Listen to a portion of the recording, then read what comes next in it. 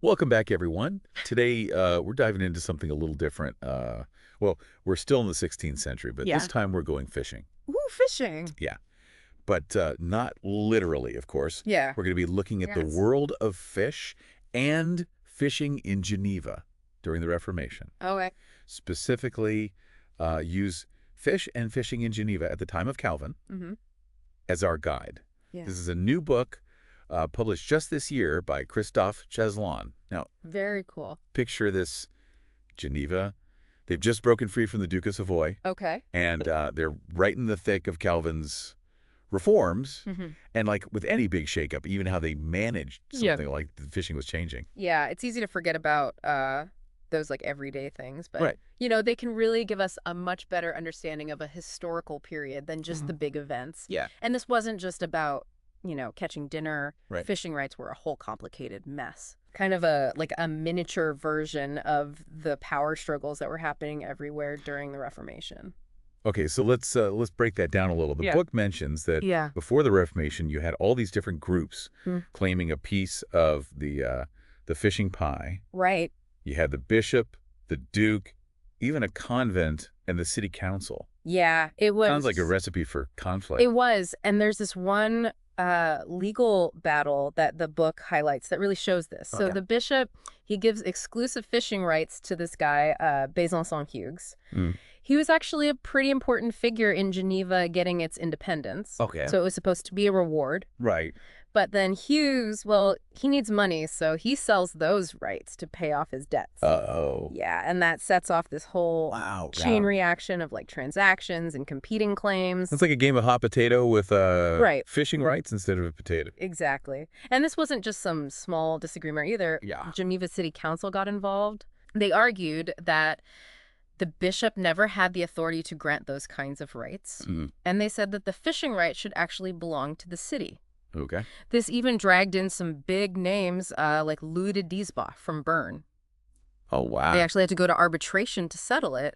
That's incredible how something that seems Yeah. so, like fishing rights becomes this stand-in Mhm. for these much bigger power struggles. You have to remember, this is when Geneva is, trying to figure out who they are, Right. both politically and religiously. Yeah. So controlling resources, even something like fishing, wasn't just about money. Right. It was about showing who's in charge Yeah. and making a statement about their independence. So even fish got caught up in the Reformation drama. Yeah. You could say that. Now, this tension with other powers, especially Bern, Right. that doesn't go away even after independence, right? No, it doesn't. Bern had conquered some of the Duke's old territory, Okay. so they shared administration with Geneva, and they clashed over fishing, too. Oh, really? Especially in the Rhone and Arve rivers. Okay. Specifically over the fishing traps they used. Oh, interesting. What were these traps like? They called them nasses or nassoir. Okay, dances? Yeah, and they argued about like where they could be placed and how big they could be. Huh. Why were these traps such a big deal? Well, I mean, obviously it was about the economics. Right. Whoever catches more fish, makes more money. Of course. But the source also hints that maybe there were some ecological concerns too. Oh, really? Yeah, although it doesn't go into much detail. Yeah. But it does show that even back then, they were thinking about Mm-hmm. how fishing technology could impact fish populations. That's so interesting. It's like today's arguments over fishing quotas Exactly. and sustainable fishing practices. Yeah, it's this constant balancing act Right. between making money and, Yep. making sure there are still fish left to catch. Right. It seems to be a recurring theme throughout history. So, how did Geneva try to manage all this fishing activity? Well, they set up two main systems. Okay. They had the grand pêche, which means grand fishing, Okay. and the pêche de mercredi, which is literally Wednesday fishing. Okay, so two systems, Yeah. Grant and Wednesday. Right. Tell me more about this. Okay, so grand fishing was kind of like a big auction. Okay. The city would lease out fishing rights for 3 years Mhm. to whoever bid the highest. Oh, I bet those bidding wars got pretty intense. I'm sure they did. You can just Yeah. imagine all these, aspiring fishing tycoons Yeah. battling it out for the best spots. Yeah. Then you have Wednesday fishing. This one was originally under the Duke's control, Okay. but Geneva took it back after independence, Right. and they also leased it out first annually and then later for 3-year periods. Now, why have two separate systems? Uh-huh. And why was Wednesday so special? Those are good questions. Unfortunately, the source doesn't really tell us for sure, but we can guess. Maybe Wednesday fishing was meant to make sure the city always had a good supply of fish. Okay, Maybe even at a fixed price so that it wouldn't be completely controlled by whoever won the grand fishing lease. that makes sense. Or maybe Wednesday had some special cultural or religious significance. It's those unanswered questions that make history so intriguing. Right. It's like a puzzle with some pieces missing. Exactly. It makes you want to dig deeper and find those missing pieces. And that's what we're here for. Speaking of digging deeper, the book mentions something that really surprised me. Oh, yeah. It turns out fish, especially trout, wasn't just food in 16th century Geneva. It wasn't. Nope. It was practically a form of currency. Whoa, wait, what? Like they were trading trout for bread and stuff? Not exactly. I mean, trout was a luxury good. Okay. Not an everyday food for most people, Right. but it was highly valued as a gift. A gift. Okay. Yeah, especially in diplomatic circles. Really? Like they were giving trout to ambassadors and stuff? Exactly. For example, Geneva needed a favor from the president of the Savoy Parliament Oh. during a legal case involving one of their citizens. Mm-hmm. So how did they thank him for his help? I don't know, a nice letter. They sent him 2 trout. 2 trout. Wow. That's interesting. Right. Trout diplomacy in action. Huh. Never thought of it that way. And there are other examples too. They sent trout along with pastries and capons to Basel, Oh, wow. hoping to get their support in dealing with, you guessed it, Bern. Bern again. Always Bern. Yeah. But maybe the most interesting example Yeah. is the one with the master of the mint in Lyon. Oh, okay. He received a sufficient trout for the kings. What does that even mean? They were probably referring to the French king and his court. Oh, okay. And why send him all that trout? Well, I'm guessing they wanted something from him. Exactly. They were hoping to influence currency policies. So basically, they were trying to sweeten the deal with some delicious diplomacy. You got it. It really shows how much cultural and symbolic value they placed on fish back then. It wasn't just about filling your stomach. Right. It was about building relationships, gaining favor, and navigating the tricky world of power and influence. It makes you wonder what we use today. That's like the trout of the 16th century. Right. Maybe a rare bottle of wine. Oh, Or yeah. tickets to a sold-out event. Yeah, something that shows you're, Yeah, important and have good taste. exactly. Now, just like today, where we have, farmers markets and rules about where you Yeah. can buy and sell food, Right. 16th century, Geneva had rules about fish, too. Oh, really? Yep. The book mentions the Mullard marketplace Okay. as being the main spot for all things fish. Makes sense. And the city council was very specific about making sure things were fair. Okay. They had strict rules about when and where fish could be sold. Sounds like they were trying to create a level playing field. Yeah, a lot like what we see in markets today. Mm. But there's this weird detail in the book Oh. that raises more questions than it answers. I love those. So there were multiple times where the city council refused to give licenses to a chasse-marée. A what? A chasse-marée. It's a traveling fish merchant. Oh, okay. And even though he offered to bring in more fish and expand the market. Huh. That's strange. Right. Why would they want to limit the fish supply? Especially in a city as resource conscious as Geneva. It really is a head-scratcher. Was it about controlling prices? Maybe. Protecting local fishermen? Could be. Or was there something else going on entirely? It's a mystery. It's like a historical cliffhanger. Exactly. And it's one we're going to have to explore further as we delve deeper into this fascinating world of fish and fishing in 16th century Geneva. Yeah, it really makes you think, were they just so afraid of rocking the boat Yeah. that they would rather just keep things the way they were, even if it meant Right. maybe missing out on some opportunities? It's like that old saying, better the devil you know. Or something like that. Exactly.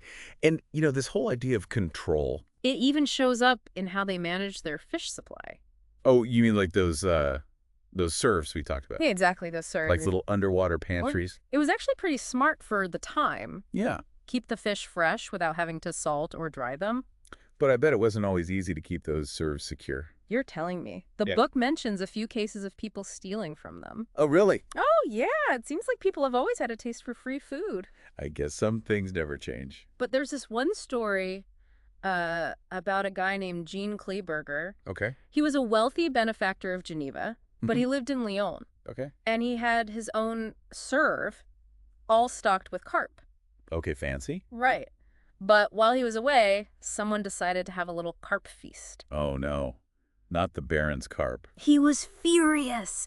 The book says he demanded justice like it was a capital offense. Wow, he must really loved his carp. I guess so, but it shows you how important those serves were. Yeah, more than just a way to store fish. Right. It was about status, maybe even bragging rights. Like a 16th century version of showing off your fancy car. Exactly. And this whole idea of fish being valuable. Yeah. It wasn't just about the serves either. Right. We talked about how they used trout as gifts. Yeah, and they had all those rules about buying and selling fish. Yeah, the Mollard marketplace. Right. They wanted to keep things fair and orderly. Yeah, like a well-regulated market. Exactly.